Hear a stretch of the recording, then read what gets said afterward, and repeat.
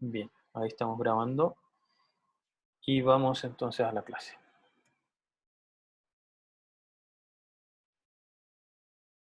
Entonces, ya hemos ahondado bastante, digamos, en las representaciones tridimensionales de los objetos y nuestra idea de esta clase es buscar el mayor realismo posible dentro de un objeto. Aquí estamos viendo la representación, ¿cierto?, de una tetera en lo que se conoce comúnmente en gráfica como un wireframe. Es como un alambrado, por así decirlo, ¿ya? Este alambrado nos define la geometría de la figura, pero no tiene un color, no tiene, ¿cómo se llama?, definiciones sobre la textura que tenga esta superficie. No hay nada. O sea, en el fondo, si yo pongo un foco de luz, se van a ver simplemente los alambres. Ni siquiera se va a ver una sombra. Entonces, nosotros queremos apuntar a que esto sea lo más real posible. Y lo que vamos a hacer entonces es aquí definir las caras. Pasamos de, digamos, tener los alambres a que ahora ya digo, estos alambres, a su vez, cada uno de ellos forma un polígono, y en particular aquí, bueno, igual hay una mezcla porque si dan cuenta, abajo se unen triángulos, pero la gran mayoría de las otras cosas son eh, cuadrángulos. Entonces, eh, ya definir los distintos polígonos, yo le puedo dar un color, y si lo viera completamente así, al desnudo, por así llamarlo, sería esta representación, ¿ya? No hay ninguna concepción de que esto es un objeto tridimensional, no hay nada, simplemente veo una mancha amarilla que mi cerebro lo interpreta como una tetera, en función de lo que ya había visto anteriormente. Entonces, el punto es que lo que nosotros queremos es imitar el mundo real, y en el mundo real los efectos de luminosidad son relevantes para que nuestro cerebro interprete de mejor forma cómo es este objeto, la profundidad que tiene. También podemos, entre comillas, más o menos adivinar qué tipo de material es del que se compone, etc. Entonces, con el color no basta, necesito más. Aquí ya empecé entonces a decir de que las caras van a tener tienen un color, pero como se vea ese color, va a depender, digamos, de un cierto foco luminoso, ¿ya? Entonces nos damos cuenta aquí que las caras, aquí nuestro cerebro ya puede adivinar que probablemente el foco de luz está por abajo, ¿cierto? Y a la derecha. ¿Por qué? Porque a la izquierda de mi tetera veo caras mucho más oscuras que los que están a la derecha. Y además, las que están abajo están mucho más claras que las que están arriba. Entonces mi cerebro rápidamente es capaz de interpretar y decir, ok, aquí probablemente hay una luz por aquí abajo. Y de hecho, ya mi cerebro interpreta completamente que esto es una tetera. Es una tetera súper rústica, ¿de acuerdo? Pero una tetera, ya es indiscutible. Entonces, teníamos un alambrado que define el objeto, luego le dimos una propiedad a las caras, que es que tengan el color amarillo, pero como no tenemos la noción de un foco, un foco luminoso, esto se ve completamente irreal. Y ahora entonces, al tener un foco, yo a cada cara le puedo asignar un color, ¿ya? Un color que en realidad ya no depende del color propio de la cara. Nosotros dijimos que todas las caras eran amarillas y todas las caras siguen siendo amarillas, pero ese nivel de amarillo se ve afectado en función de dónde está el foco de luminosidad de mi escena. Y entonces aquí la siguiente pregunta es, ¿qué pasa con la suavidad? Porque a mí me gustaría que esto fuese no tan cuadrado, porque aquí se ve una tetera bastante, ¿cómo se llama? Bastante Minecraft. Ese es el adjetivo correcto. Entonces, la idea es pasar de lo anterior a algo como esto, en donde tengo ciertos focos de luminosidad que puedo ubicar en ciertos lugares, y según la distancia que le ponga entre el objeto y el foco, es como va a ir variando, digamos, mi objeto como tal. Y puedo tener más fuentes de luz. Por ejemplo, aquí puedo tener varios focos. hay una luz que viene, los puntos en blanco aquí a la derecha y abajo se ven como puntos que entregan cierta luminosidad. Pero hay distintos tipos de focos luminosos. Hay focos como, que son globales, así como por ejemplo el Sol. El Sol apunta hacia todas partes al mismo tiempo, o sea, nos llega a todos al mismo tiempo. Y hay otros focos, por ejemplo, cuando uno está va a ver un espectáculo y ve el escenario, hay focos que son realmente que apuntan a un solo objeto y a nadie más. Y esos no son, no afectan globalmente. Entonces, en busca del realismo, nos interesa ver cómo podemos simular esto computacionalmente.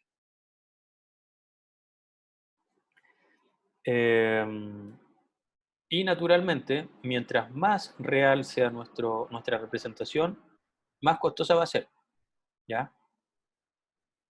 De hecho, voy a, voy a poner aquí un poquito pausa a esto y les puedo mostrar, volviendo a lo que ya les había mostrado anteriormente sobre un cerebro, les puedo mostrar lo mismo ahora. Eh,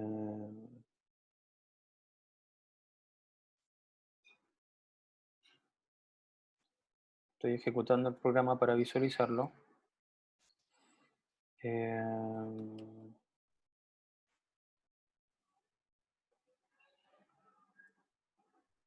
Bien, entonces les voy a compartir la pantalla.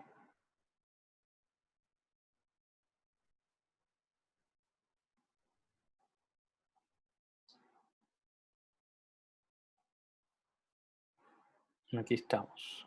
Compartir. Bien. Entonces, volviendo a nuestro cerebro, aquí en realidad lo que yo tengo es esto. Este es el wireframe. Lo mismo que tenía yo para la tetera, aquí tengo el wireframe para este cerebro. Luego nos pasamos a una representación por cara. Sin embargo, eh, tengo que ver el tipo de luz constante, ¿cierto? Ahí lo que acabo de hacer es que todas mis caras tienen un valor constante, todas son blancas, ¿cierto? Todo se ve plano, no hay como un sombreado. En cambio, si le hago esto, ahí pasamos, digamos, a un valor que va a depender del foco de luz. Aquí el foco de luz está obviamente es como que estuvieran en los ojos de nosotros, en los que estamos viendo la pantalla. Ahí está el foco, desde ahí nace la luz y entonces se ve un cierto sombreado. Pero hay otras cosas, esto todavía se ve bastante discreto, podemos hacerlo más suave. Ahí, ¿ya? Ahí está suavizado el color y de hecho si yo le borro los arcos, se ve de esta forma, ¿ya? En cambio, si vuelvo al color por cara, se vería de esa forma, ¿ya? Esto se ve, entre comillas, si lo quieren decir así, como pixelado. Aquí no estoy mostrando los arcos, aquí las caras tienen un color constante, que es el mismo, pero van variando en función del foco de luz. Si lo quiero suavizar, entonces paso a esto, ¿ya? Que, claro, no se ve tan la palabra como rústico, por así decirlo. Ya ahí pasó por un proceso suavizado. Aquí esa ya la vimos y esta también ya la vimos.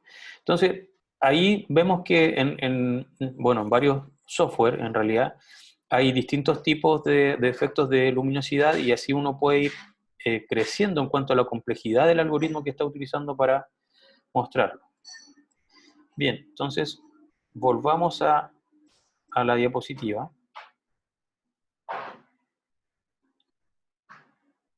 Y continuamos. Entonces, el rendering. El rendering es el conjunto de técnicas creadas con el fin de colorear los objetos, reproducir el comportamiento de la luz del mundo real y obtener un mayor realismo. Principalmente intervienen dos variables, la fuente de luz y las propiedades ópticas de los objetos. Cuando ustedes están haciendo una escena tridimensional, ¿ya? Y ponen focos de luz y hacen otras cosas, y luego quieren hacer una animación, claro, la animación mientras van comprobando que lo que están haciendo es correcto, lo que ocurre es que el computador en ese momento les va mostrando algo aproximado, ¿ya? No es la escena final. Cuando ustedes dicen, ya, ok, terminé de hacer mi escena, ahí muchas veces ustedes presionan ya exportar. Y cuando ponen exportar, ya le dan el formato que quieran, MP4, lo que sea el video, y ahí se demora una eternidad. Eso es la etapa de rendering, ¿ya? En el rendering, básicamente, cuando yo tenía focos de luz y estaba viendo mi animación por procesos, estaban con simplificaciones de algoritmo. En realidad no estaba al máximo. Pero cuando uno ya le pone exportar y dice, ya, sí, ahora estoy completamente seguro de que esto es lo que yo quiero, entonces comienza a exportar y se da cuenta que se demora una eternidad y que probablemente la máquina en la que están trabajando no va a poder hacer ninguna otra actividad. No van a poder utilizar el browser, no van a poder ver una película ni nada, porque en realidad consume una cantidad de CPU, pero impresionante, y de GPU también, obviamente, si es que la tienen habilitada para este trabajo. Entonces, mientras más real queremos que sea nuestra escena, mayor tiempo de rendering va a tomar su creación, ¿ya? Entonces, vamos con las fuentes de luz. Cada fuente de luz está definida por un color, ¿ya? Una intensidad, la localización y la dirección que ésta tiene, y de tipo, si es puntual u orientada. Y para efectos del curso nos vamos a centrar en la luz puntual y ambiental. Entonces, eh, por ejemplo, la luz que emana del sol, ¿qué color tiene? Es una pregunta interesante, ¿eh? Es luz blanca. Blanca, ok.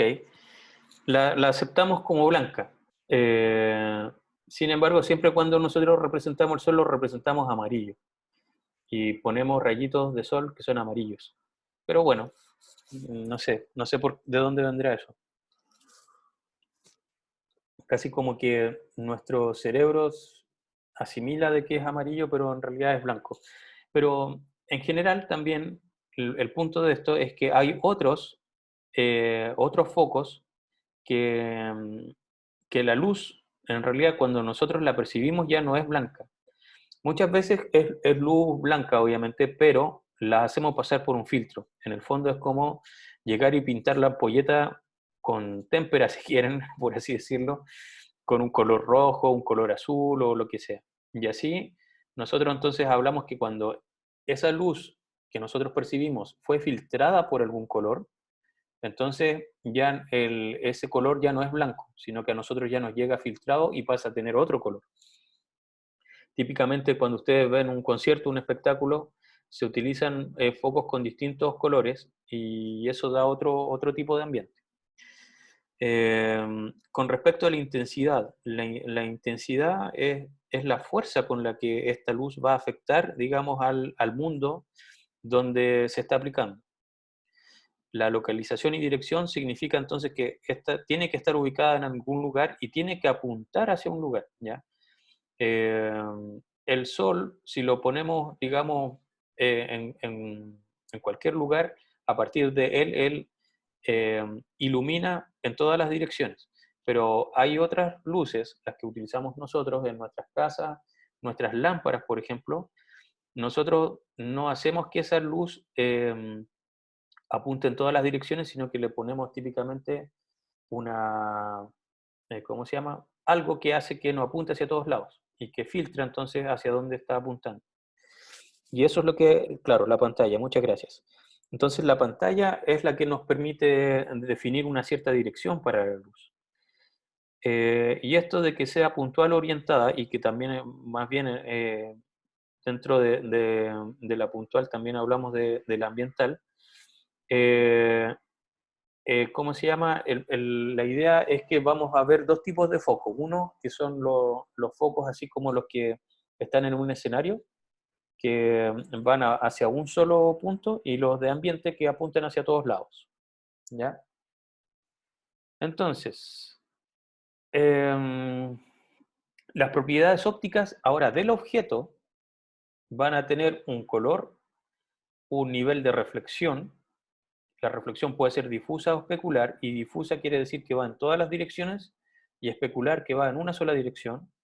También tiene una refracción, es la opacidad o transparencia, que también puede ser difusa o especular, difusa nuevamente en todas las direcciones y especular en una dirección, y van a tener una textura, ¿ya? Esas van a ser las propiedades que nosotros les vamos a asignar a los objetos de mi mundo. Entonces voy a tener objetos que cumplen con estas propiedades y voy a tener focos luminosos que cumplen con las propiedades que vimos en la diapositiva anterior. Entonces, la energía luminosa cae sobre un objeto y esta puede ser absorbida, reflejada o transmitida. El largo de onda de la luz incidente establece cuánto es absorbido, reflejado, transmitido. Un objeto es visible gracias a la luz que refleja. Si un objeto no reflejase luz, para nosotros sería invisible, ¿ya? Y el color del objeto dependerá del largo de onda que es reflejado, ¿de acuerdo?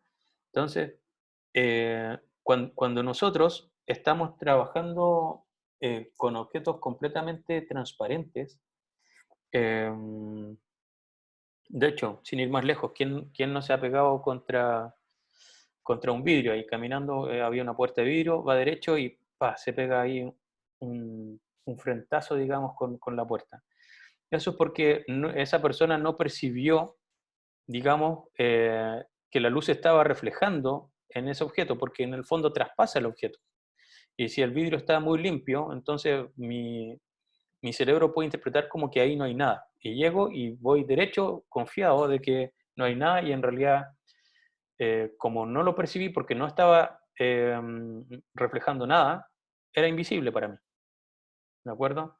Entonces, eso es algo que nosotros tenemos que comprender para incorporarlo en nuestros modelos y así intentar imitar lo más posible la realidad en una escena virtual, digamos, en nuestro computador. Entonces, como todo en informática, siempre tenemos un compromiso. El realismo o la calidad de la simulación que realiza la iluminación conlleva un costo en el tiempo de rendering, que era esto que les estaba hablando anteriormente, que mientras más real yo quiero que se vea algo, más se va a demorar. Y de hecho, si ustedes van a compañías que utilizan animaciones grandes, Pixar, por ejemplo, tienen una capacidad de cómputo pero increíble. O sea, cuando ellos necesitan hacer realmente animaciones que se vean súper reales y que se vean espectaculares, eso necesita clúster y clúster y clúster de computadores y de tarjetas gráficas que realmente son increíbles, porque uno ahí tiene que hacer una escena, tiene que probar, y después imagínense todo el trabajo visual que significa hacer una escena, y que luego llegue el director y diga, no, en realidad no está muy cómico eso, vamos a quitarla. Y claro, perdieron, no sé, un trabajo, una semana de trabajo, unos cuantos días de trabajo por algo que digamos que visualmente estaba súper bien, se veía súper bien, pero quizás no era chistoso o quizás no le añadía nada a la película, etcétera.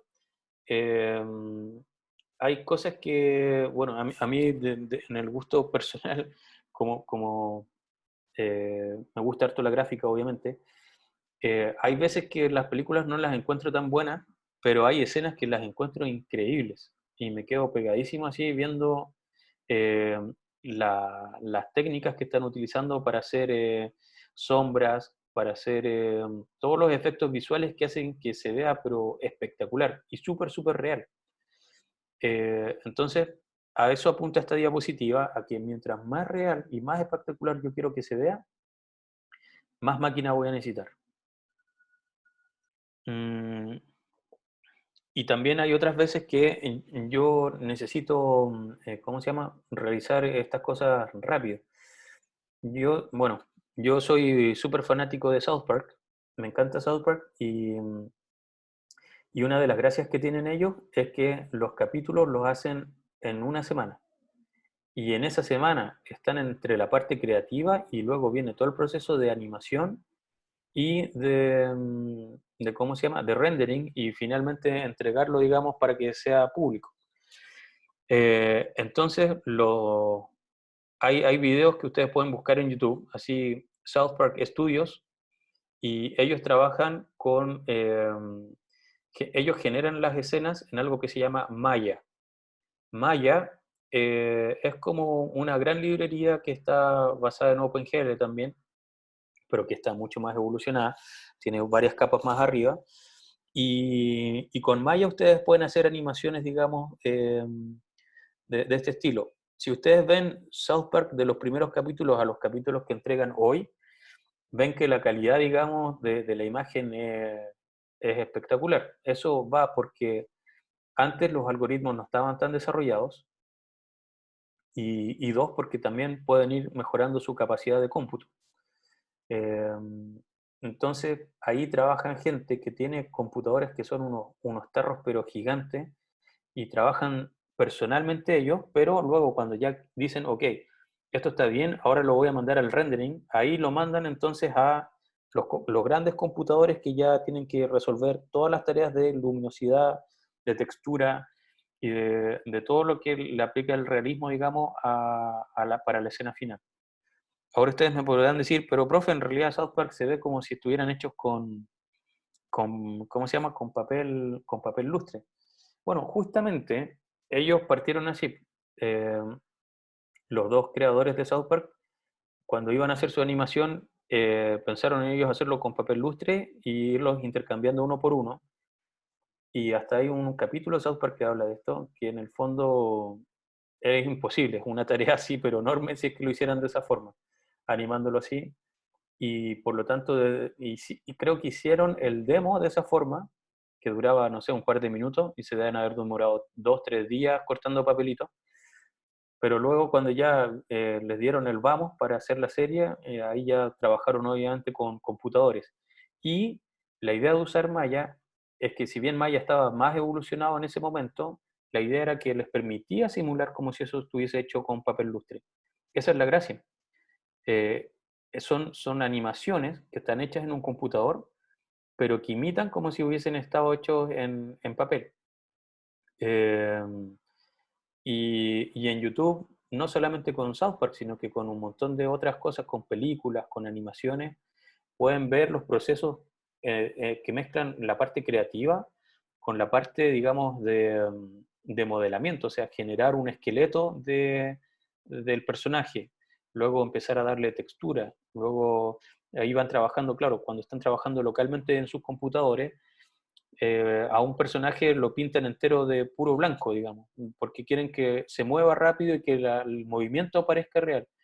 Pero luego, cuando lo van a hacer hacia el final, necesitan entonces cargarle todas las propiedades que tiene cada elemento, la textura, la luminosidad, todas las cosas que ellos quieran aplicar para que se vea real. Entonces, nuevamente, todo eso porque en el fondo mayor realismo es mayor tiempo de cálculo. Y necesitamos máquinas grandes, muy grandes. Entonces, vamos a la iluminación con una fuente direccional. Primero que nada, la vamos a asumir como que estuviese ubicada en el infinito, va a emitir una luz de manera uniforme y está definida entonces por una dirección que vamos a llamar S sub X y Z, va a tener un color definido en RGB y una cierta intensidad. Por ejemplo, la luz solar. ¿Ya?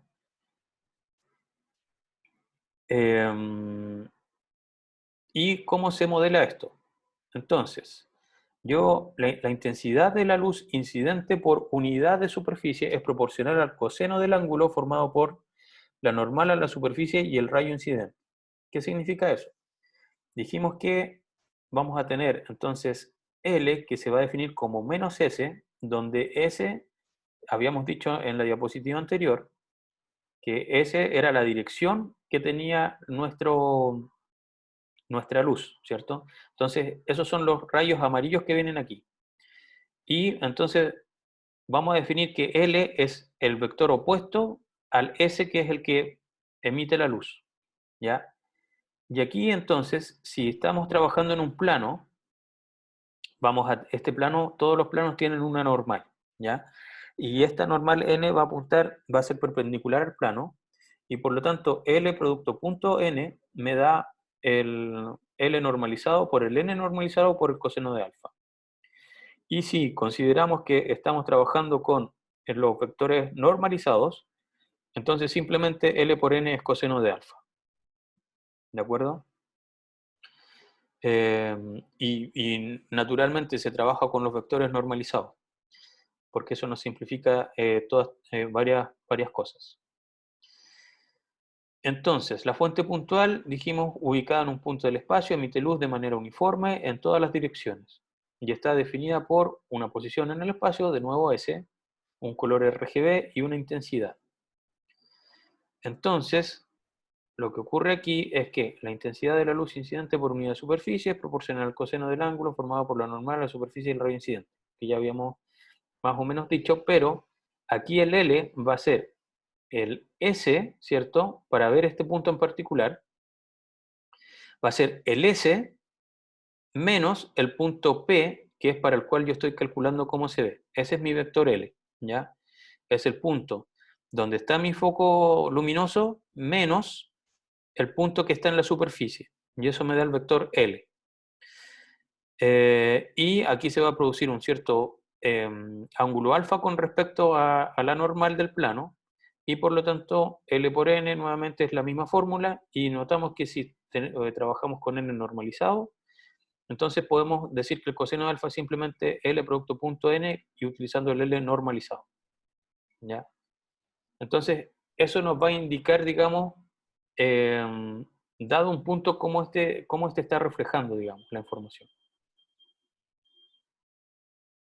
Y ahora, la intensidad máxima, dado esto entonces, se va a dar en un punto que es completamente perpendicular, digamos, a la base con respecto a la fuente luminosa, ¿ya? Aquí es donde se va a ver más brilloso el objeto, mientras me voy alejando más hacia allá, voy a ir perdiendo gradualmente, ¿cierto? El nivel de luminosidad.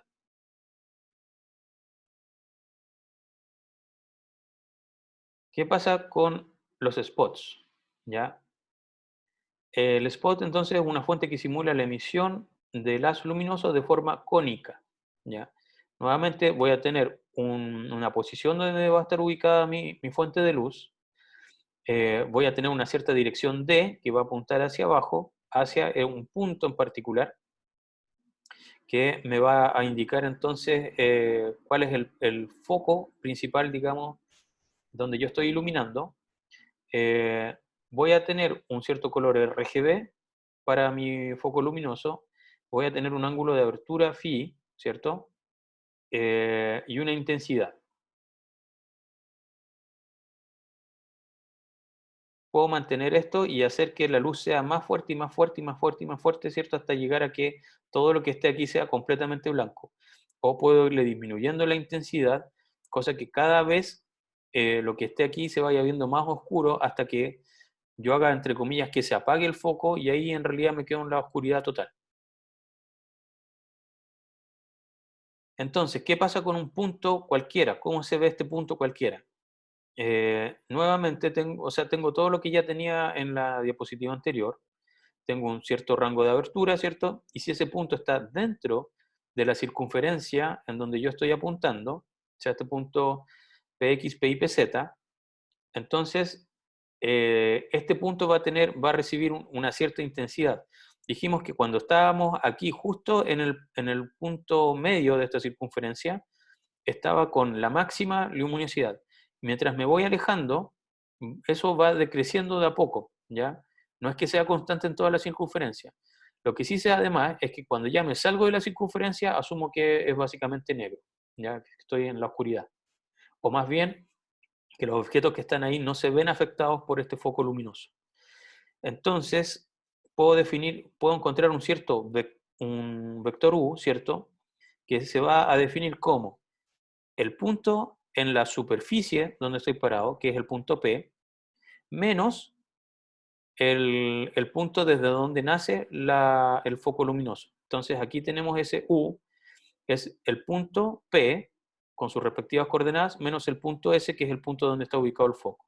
Y el punto P tiene que estar dentro de la circunferencia definida por el ángulo φ, que es el ángulo de abertura de mi fuente luminosa. Y entre mi vector U y mi vector D, que apunta hacia el centro, va a haber un cierto ángulo beta. Ese ángulo beta se puede calcular como el arco coseno de D producto punto n dividido, y en realidad producto punto utilizando los vectores normales. ¿Ya? Con eso puedo obtener ese ángulo beta.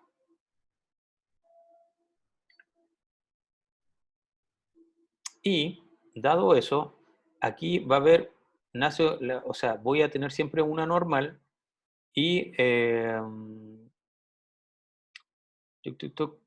entonces la energía luminosa en P es proporcional al coseno de alfa, que aquí vendría a ser como el ángulo que está entre U y la normal, ¿ya? Ese sería alfa, entre U y la normal. Y ese coseno de alfa entonces debe cumplir que si utilizo los vectores normalizados, es simplemente U por N.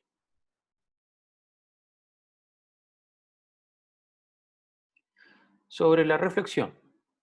La luz reflejada por un objeto depende de la composición, de la dirección y la geometría de la fuente. Además depende de la orientación de la superficie y de las propiedades de la superficie. Entonces, por ejemplo, si yo llego con un rayo acá y lo que sale de la superficie apunta hacia todos lados, es lo que vamos a llamar una reflexión de tipo difusa.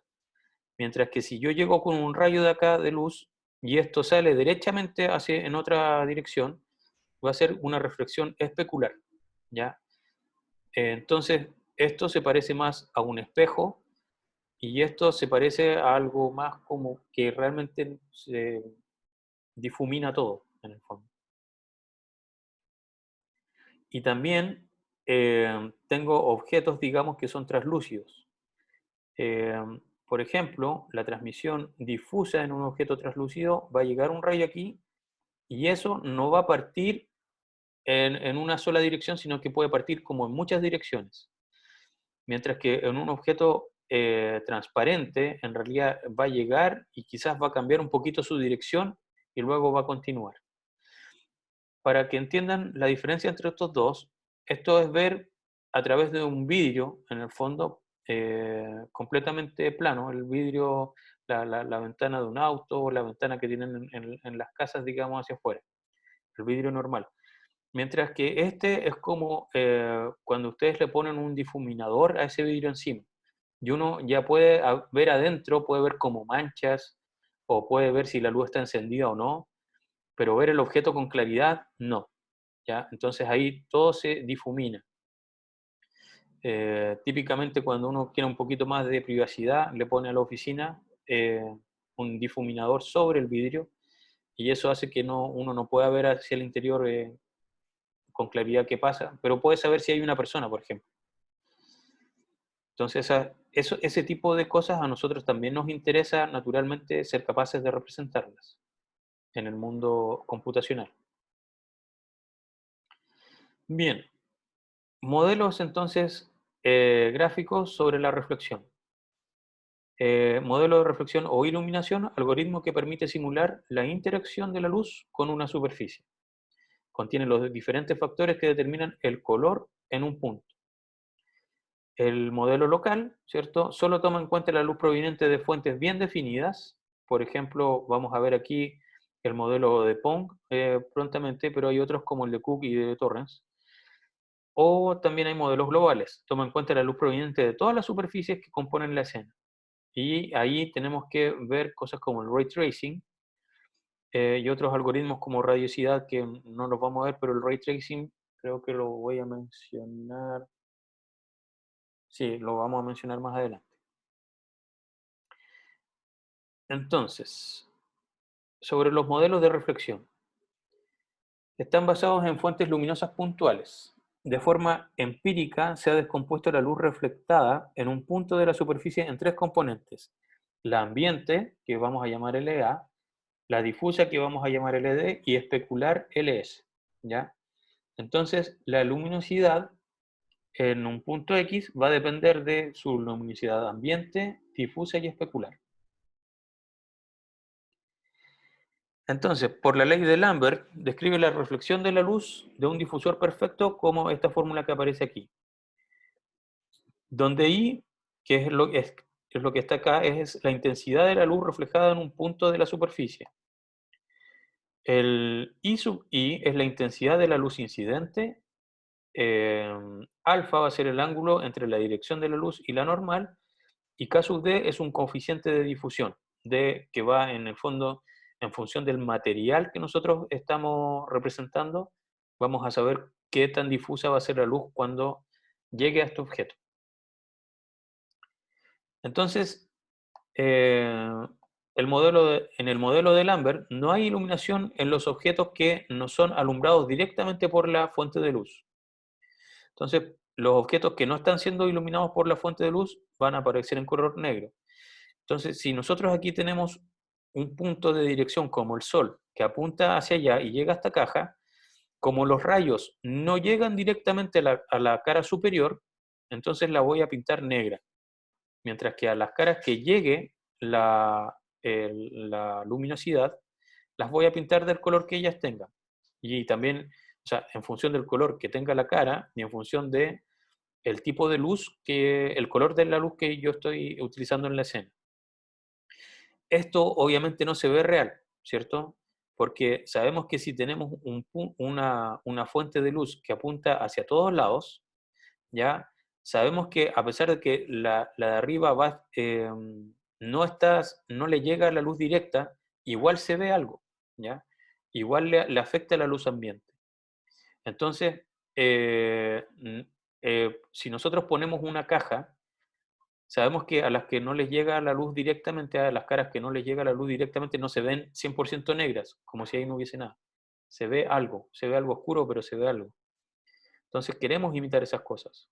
Y por lo tanto, lo que estamos diciendo es que esta fórmula aquí, que está aquí, la ley de Lambert, nos permite ver cómo se comportan las caras a las cuales le llega la luz, pero a las que no les llega, simplemente van a ser negras. Por lo tanto, necesitamos incorporar algo más. Entonces, hay que incorporar la luz ambiente. La luz ambiente es representada por una fuente de luz distribuida. Los modelos gráficos elementales aproximan la luz ambiente por una constante, ¿ya? Entonces, ahora, la nueva intensidad de un punto en mi escena va a depender de la ley de Lambert, que ya habíamos visto, y le voy a sumar la intensidad de la luz ambiente multiplicado por una constante de difusión de dicha luz ambiente, ¿ya? Entonces ahora mi objeto, la cara de arriba ya no se va a ver negra, sino que va a ser afectada por la luz ambiente. Y hay algo más a considerar. Por supuesto que existe la atenuación. Dos objetos orientados de forma idéntica respecto a una fuente de luz deberían ser distinguibles, ¿ya? Yo no veo dos objetos iguales frente a un foco de luz si uno está más distante que el otro, ¿cierto? En la vida real el objeto más alejado tiene una apariencia más tenue. Entonces, aquí suponiendo que el rayo de luz viene por acá, ¿ya? Eso le llega a estas dos caras más fuertes, la de arriba recibe ambiente. Y el objeto que está atrás, las caras que están, ¿cómo se llama? Las caras laterales de este cubo, ¿cierto? Les puede llegar un poco más de luz, quizás no tan directo como al primero, y eso a su vez es más claro que la cara superior a la cual sabemos que no le llega luz y que además está aún más alejado que el primer cubo. Entonces, fíjense aquí que en realidad nuestro cerebro, en función de los colores y cómo estos se atenúan, yo puedo comprender la profundidad de una escena, ¿ya? Los colores que le llegan a mis ojos y que luego mi cerebro interpreta, permite entender cuándo algo está más lejos, cuándo está más cerca, si voy a chocar con algo, si es que algo es transparente, obviamente, es a partir de toda ¿cómo se llama? El estudio y la comprensión de la luz que yo puedo generar estas escenas tridimensionales. Entonces, para atenuar, ya se empieza a poner más entretenido. la intensidad de la luz decrece con respecto a la distancia a la fuente. Entonces, teníamos esto que era la parte de Lambert, ¿cierto? El I sub I por K sub D por el coseno de alfa, que hablaba sobre la difusión. Y eso lo vamos a ver afectado por una distancia, ¿cierto? Y luego lo otro era, ¿cierto? Que esta era la parte de la luz ambiente. La luz ambiente no se ve afectada por la distancia, sino que es la luz, si volvemos, es la parte de reflexión, ¿cierto? La que vamos a afectar por, eh, ¿cómo se llama? Es la reflexión difusa la que vamos a afectar por la distancia, ¿de acuerdo? Y la ambiente la vamos a mantener para todos. Entonces, o sea, no es una constante, sino que se va a definir este valor f sub a como el máximo entre 1 y 1 partido por esto que está aquí, en donde los c sub i son constantes de atenuación y los d sub l es distancia a la fuente de luz. Y aquí dice, notar que el efecto de distancia puede ser obviado si C sub 0 es igual a 1 y C sub 1 y C sub 2 son iguales a 0. En el fondo me queda 1 partido por 1, así que todo me queda en 1. ¿Ya? Si yo quiero obviar, digamos, la distancia, basta con que yo haga estos coeficientes 0 y el C sub 0, 1, para que me quede el máximo entre 1 y 1, y por lo tanto nadie se ve afectado por la distancia a la fuente de la luz. Pero sabemos que eso lo hace menos real.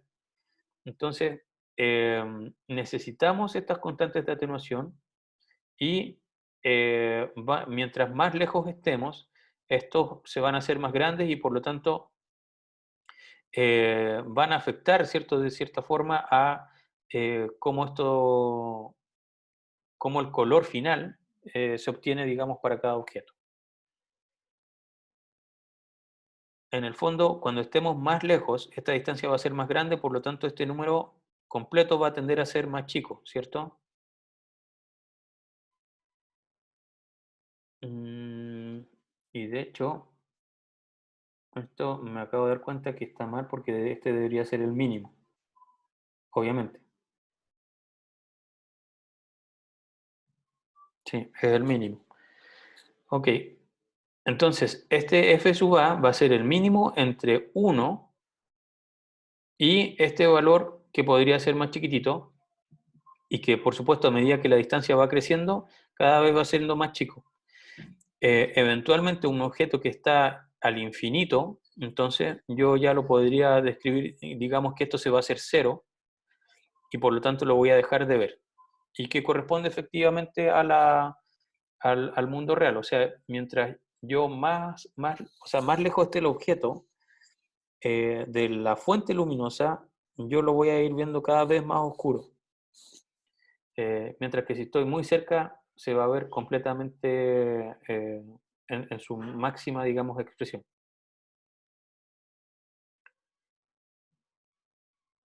¿Qué pasa con la reflexión especular? Entonces, la intensidad de la luz especular reflejada depende de el largo de onda de la luz incidente, el ángulo de la luz incidente y las características del material. Entonces, si yo tengo un objeto que es perfectamente reflectante, llega un rayo de luz a un punto, ¿cierto? Y sale perfectamente en un ángulo aquí que se formaría entre ellos de 90 grados y sale efectivamente en la otra dirección. ¿Qué cosas conocemos nosotros que son de este tipo, perfectamente reflectantes?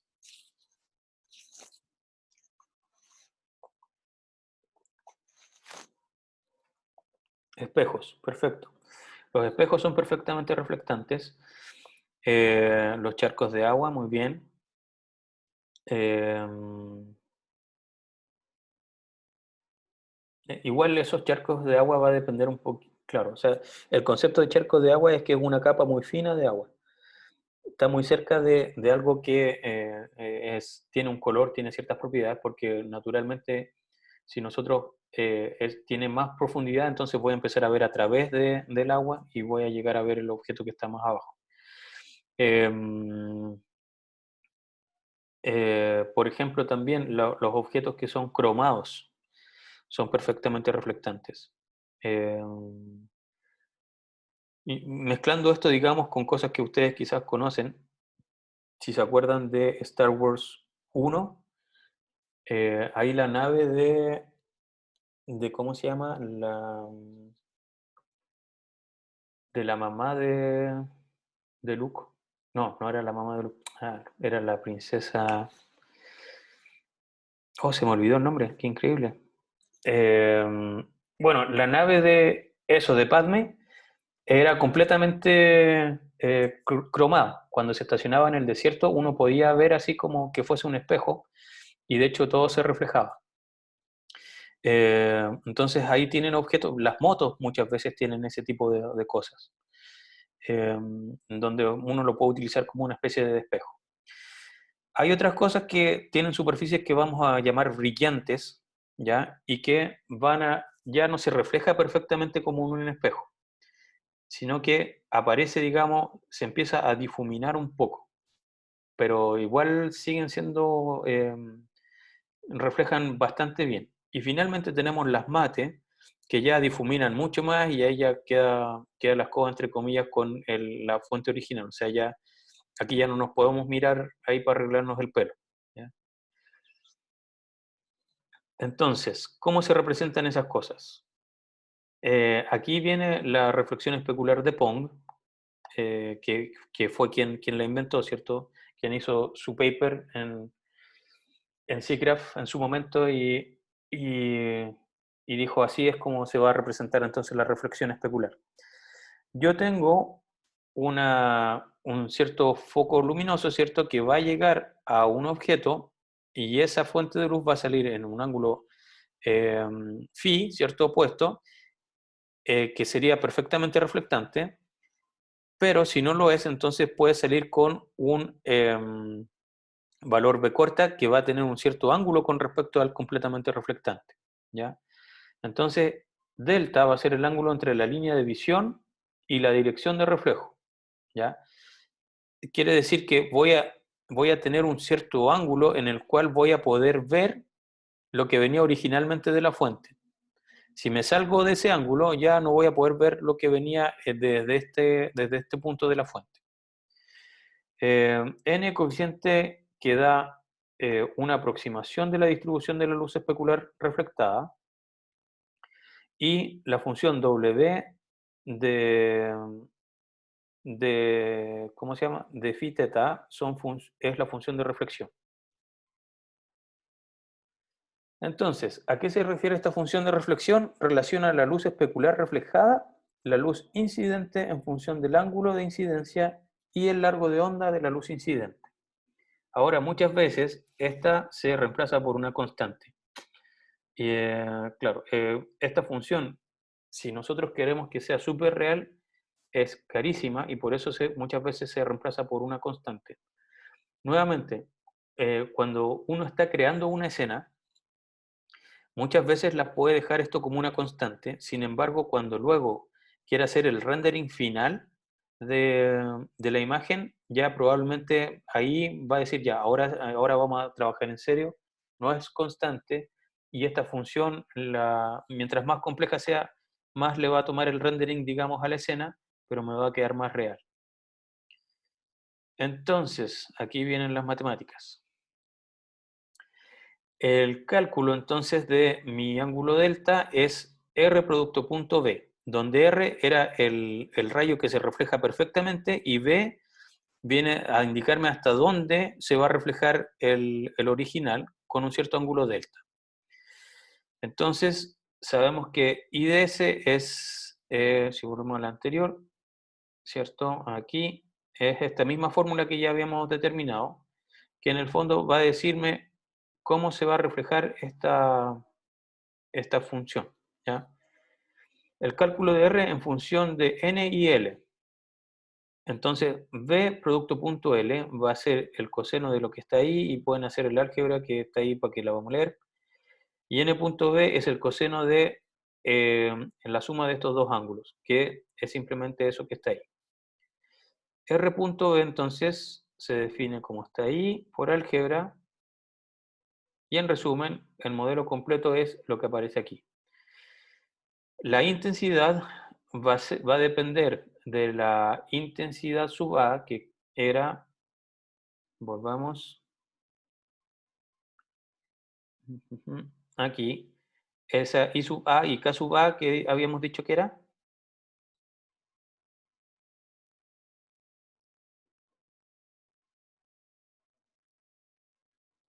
ambiente, perfecto. Entonces, aquí tenemos el ambiente y aquí tenemos componentes que tienen que ver con la, ¿cómo se llama? Con la distancia que habíamos visto en algún momento y el otro tenía que ver con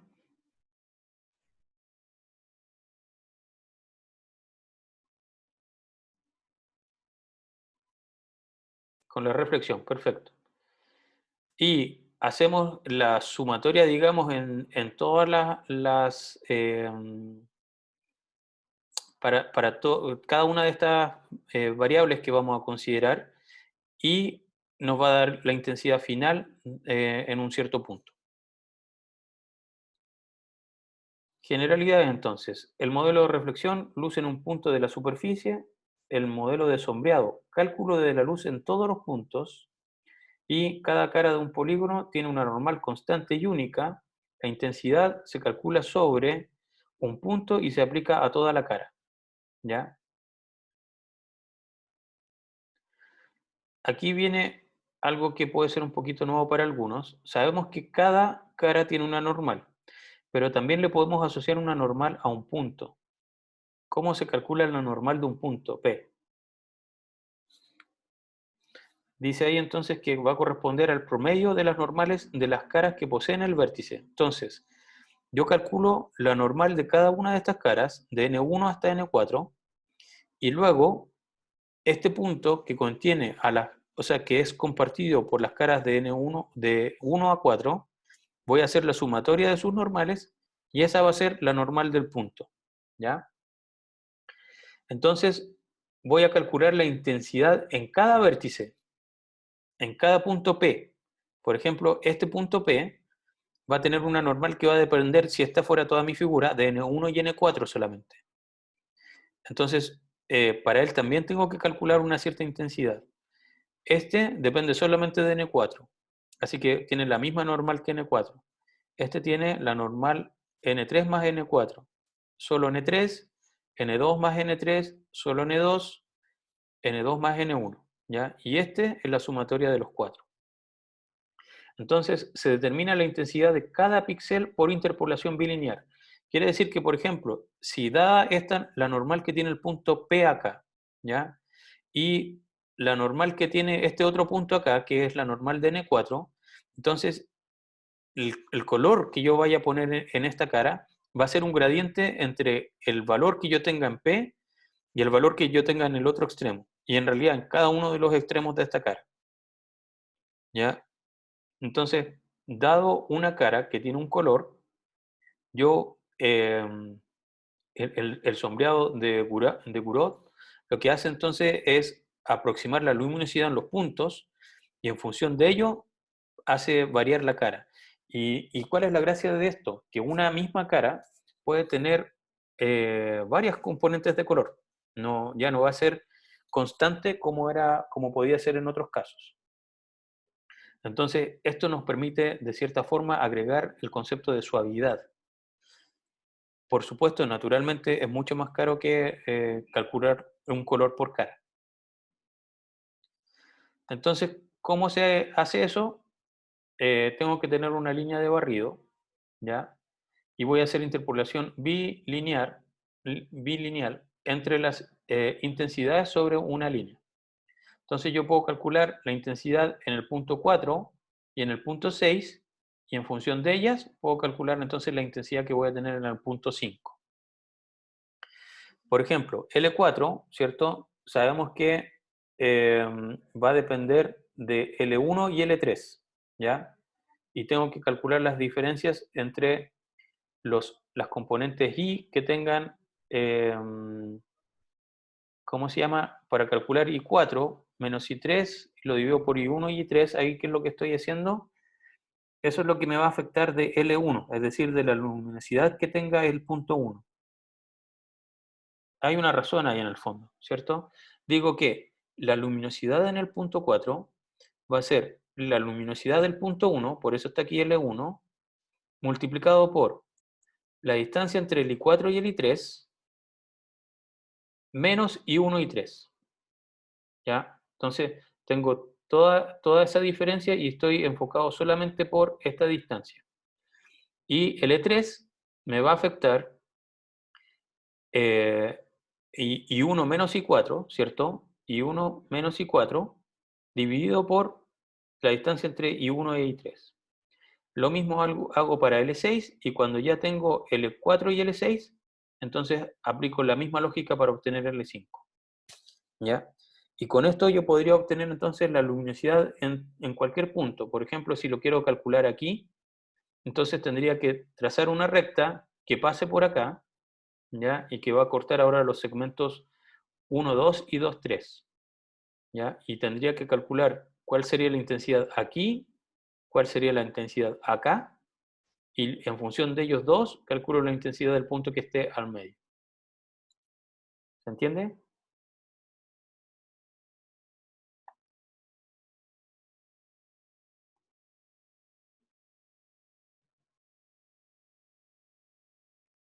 Claro. Entonces, yo siempre tengo que partir por en realidad, más que esquinas, son los puntos que tienen mis polígonos, ¿ya? Si nos devolvemos al anterior, tengo que calcular la intensidad en los puntos, en cada uno de los puntos. Una vez que tengo la intensidad en cada uno de los puntos y quiero determinar cómo se reflejaría la luz en un punto particular de mi cara, entonces por interpolación lo que hago es tiro una línea recta de barrido, ¿ya? Y entre lo que calcule de luminosidad que va a haber aquí, que se calcula también a su vez en función de 1 y 3, y la luminosidad que va a haber aquí, que se calcula en función de lo que hay entre 2 y 3, entonces voy a obtener finalmente, interpolando, siguiendo la misma lógica, 4 y 6, voy a obtener la luminosidad de 5. ¿Todos claros?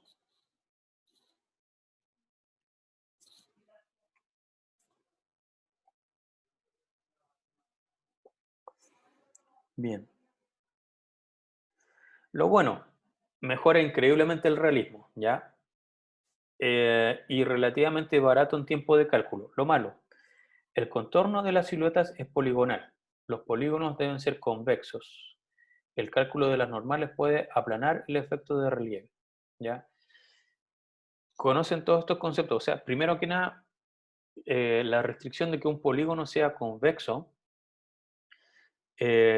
significa que para todo par de puntos que yo tenga dentro del polígono, no me puedo salir de este, ¿ya? En el fondo, eh, si tiro una recta entre todo par de puntos dentro del polígono, siempre toda la recta tiene que permanecer dentro del polígono. A eso se refiere con que sea convexo.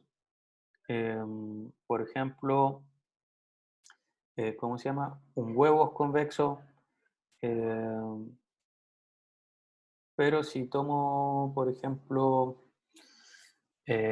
un auto no es convexo. Ok, aquí además dice el contorno de las siluetas es poligonal. Entonces, ¿por qué eso está dentro de las cosas malas? ¿A qué se refiere eso?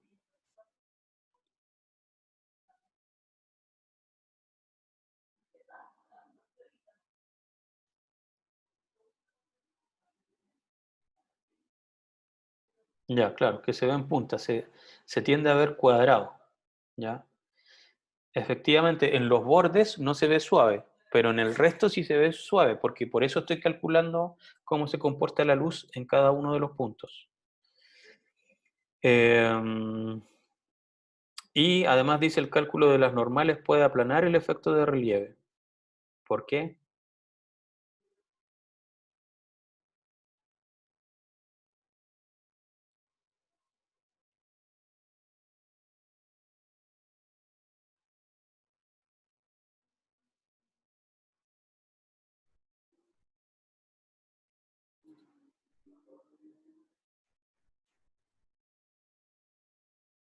Ok, claro, lo estoy calculando como promedios y por lo tanto hay partes que se ven, o sea, varias partes que se empiezan a ver bien, mucho más discretas, en vez de que se vea una continuidad, por así decirlo.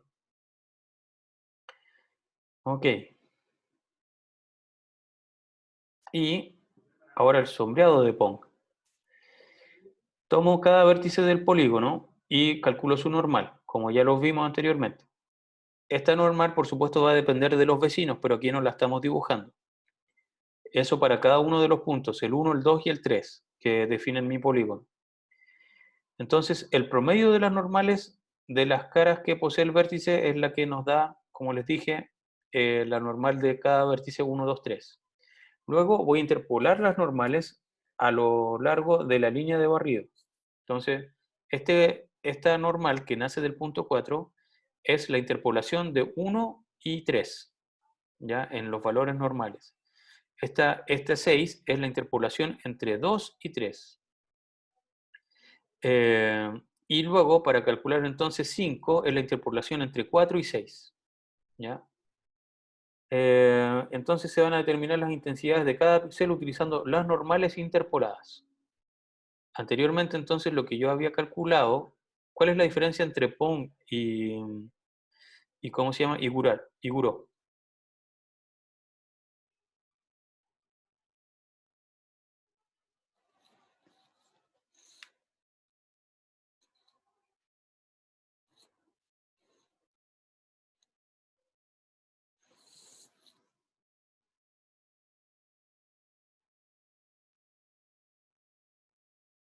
Si me devuelvo, entonces,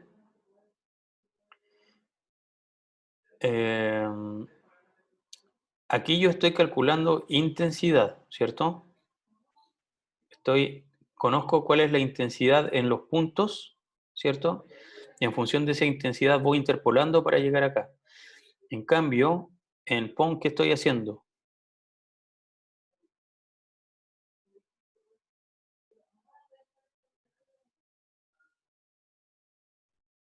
Interpolando normales, correcto. Y una vez que interpolé normales, entonces con ellas puedo determinar la intensidad. No es lo mismo. ¿Cuál creen que sea mejor?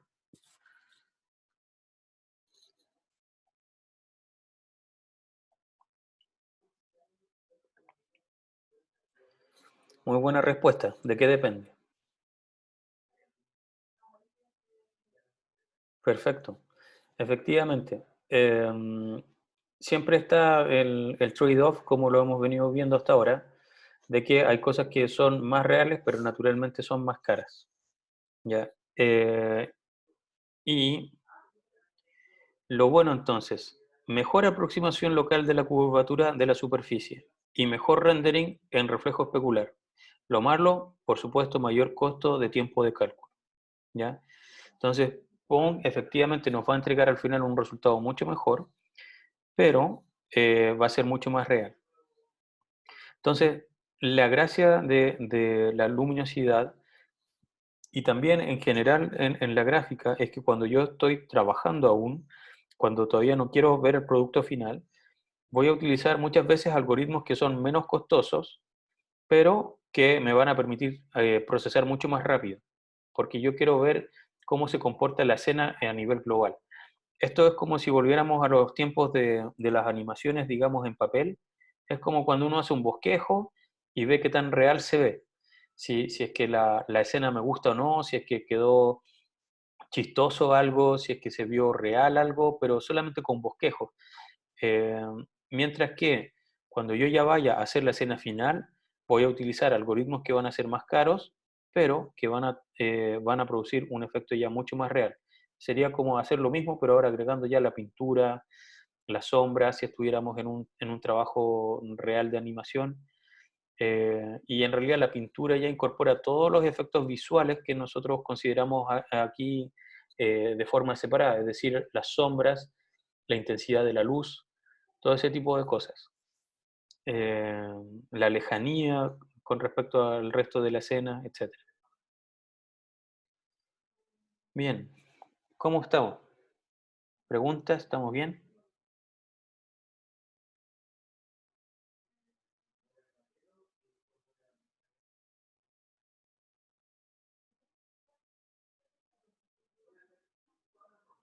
Bien. Entonces, para terminar la clase de hoy, les voy a mostrar una cosa más que es cortita. Que tengo que ir, denme un segundo. Mm, que tiene que ver con la historia del color.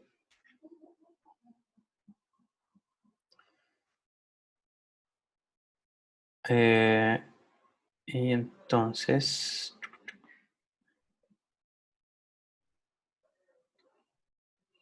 ahora les comparto la pantalla al tiro.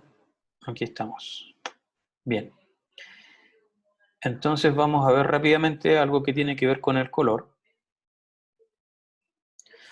Y hay que comprender las propiedades de la luz. ¿Ya? El ojo humano percibe la energía electromagnética cuyo largo de onda está en el rango de 400 a 700 nanómetros. Y entonces aquí tenemos todo el espectro de luz solar, ¿cierto? Desde lo más oscuro y bueno, pasamos al rojo, naranjo, amarillo, verde, azul, violeta. Fíjense en esto, nuestro ojo humano, digamos, es más sensible a algunos colores que a otros. Y hay otros que los puede distinguir en un rango menor, ¿ya? Eh, aquí está recordando la biología, ¿cierto? Que vieron en el colegio hace 1 millón de años atrás, sobre los bastones y los conos, ¿cierto? Cómo actúa, digamos, cómo el ojo humano procesa la luminosidad. Pero no vamos a entrar en detalle de eso. Luego, en el fondo, tenemos los conos son responsables de la percepción del color, están mayoritariamente concentrados en la región del ojo llamada fovea y tenemos en torno a los 6 millones, ¿ya? Mientras que los bastones permiten ver el blanco y el negro y tonalidades de gris, obviamente. Da información sobre la forma del objeto y tenemos del orden de 100 millones. Entonces, ¿esto de qué viene? Que en el fondo nuestra capacidad de distinguir colores es mucho más pequeña que la capacidad que tenemos de diferenciar la gama de grises, ¿ya? ¿Y por qué? Porque la gama de grises, como bien lo dice acá, es la que nos permite identificar los objetos, los contornos, ¿ya? El contraste, y así puedo saber cuando un objeto termina y comienza otro objeto, o no hay nada. La estructura del ojo, bueno, hay 3 tipos de conos, S, M y L, tienen una fuente de equivalencia a su sensor azul, verde y rojo. Y naturalmente entonces ustedes van a decir, ah, es como el RGB. No, pues al revés. El RGB viene de esto. Nosotros siempre en computación o cuando hacemos modelos intentamos imitar lo que la naturaleza ya ha hecho. Entonces se encuentran mayoritariamente en la fovea y esa es como una distribución, digamos, de esto. Por eso utilizamos RGB, porque nuestros conos están, ¿cómo se llama?, especializados para recibir ese tipo de luz. Aquí tenemos los pics de sensibilidad para un observador promedio, ¿cierto? Del azul, del verde y del rojo. Y aquí hay una pequeña cosa sobre el daltonismo. Yo no sé si alguien padece de daltonismo aquí. Es una irregularidad en la percepción del color. La longitud de onda de un color es exacta, la interpretación del color es la que es subjetiva. Entonces, esa figura que ven ahí es un test real de daltonismo, que las personas que vean el 74 es lo que se acepta como correcto, y las personas que vean un 21 son las personas que tienen daltonismo. Ese es el test que se les aplica regularmente. Ojo humano, sería posible de distinguir 10 millones de colores. ¿Le suena mm, natural eso, cierto? Los computadores, cuando llegamos en algún momento a decir, ah, y ahora tenemos 10 millones de colores, bueno, no era nada más porque 10 millones fuese un número bonito, sino que en estricto rigor, seguir subiendo a partir de ahí no tiene mucho sentido, ya que nuestro ojo eso es lo capaz que es de percibir. Si aumentamos, digamos, este número, en realidad nadie se va a poder dar cuenta y por lo tanto no tiene sentido invertir en eso. Es más sensible a la luz amarilla o verde que a la roja y azul, en un ratio de 6 a 1. ¿ya? Mayor percepción cromática en colores extremos como el rojo y el azul que en centrales como el amarillo y el verde.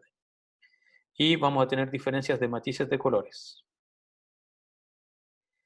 La percepción de la luz es no lineal, es casi logarítmica de hecho.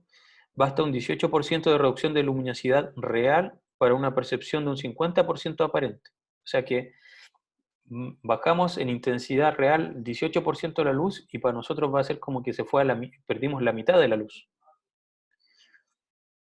El ojo humano codifica el contraste y no la luminosidad. El número de fotones de diferentes frecuencias no influye, pero sí la relación entre estos. Tecnológicamente hay que preocuparse más de las diferencias que de los valores absolutos. Por ejemplo, ahí tienen esas dos imágenes y la luminosidad aparente varía según el contorno. Pero la gracia de esto es que este cuadrado blanco y este cuadrado blanco son el mismo. Este gris y este gris son el mismo, y este más plomo y este plomo son el mismo. Pero como tenemos un fondo distinto, hay veces que decimos, no, pero el de la derecha es más claro que el de la izquierda, o en fin, en función del contraste también nuestro ojo nos puede engañar. Entonces, para representar esto tenemos distintos tipos de modelos. Tenemos el cubo RGB, tenemos el CMYK, que naturalmente se utiliza por las impresoras. Y para definir el color se tienen un montón de modelos, ¿ya? Y esto lo voy a ver súper rápido porque en realidad es más historia que cualquier otra cosa. Fíjense, estos son una compilación de modelos realizados por Gerritsen sobre cómo se intentaba diferenciar el color desde 1593 en adelante. Entonces, aquí la gente iba poniendo colores y en función de eso iba definiendo los demás colores, ¿ya? Por ejemplo, Newton puso aquí el blanco al medio y alrededor puso los demás colores. Eh, Waller puso entonces el amarillo, el rojo, el azul y el verde en extremo y a medida que se acercaba al centro del cuadrado, bueno, ahí iba definiendo las variaciones. Y así tienen millones de modelos de gente que intentaba explicar cómo generar la paleta de colores, por así llamarlo, a medida que íbamos avanzando, digamos, en el tiempo. Y si se dan cuenta, tenemos grandes personajes aquí. Goethe, por ejemplo, anteriormente vimos a Newton. Cada uno de ellos, aquí tenemos a Maxwell, no sé si van reconociendo a otras personas, pero eh, cada uno de estos grandes científicos intentaba definir, digamos, una forma de representar y obtener nuestra paleta de colores. Aquí ya vamos en 1910, después se pusieron más tridimensionales, ¿cierto? Y bien complejos, como este que vemos aquí de Schwartz. Y este que está en 1931, que vino, ¿cómo se llama? Una gran convención en que dijeron, cortemos el deseo, tenemos que ponernos de acuerdo, tenemos que definir un estándar. Basta de que cada uno tenga su modelo. Entonces, ¿cómo llegamos ahí? A ver, ¿cómo estamos de tiempo?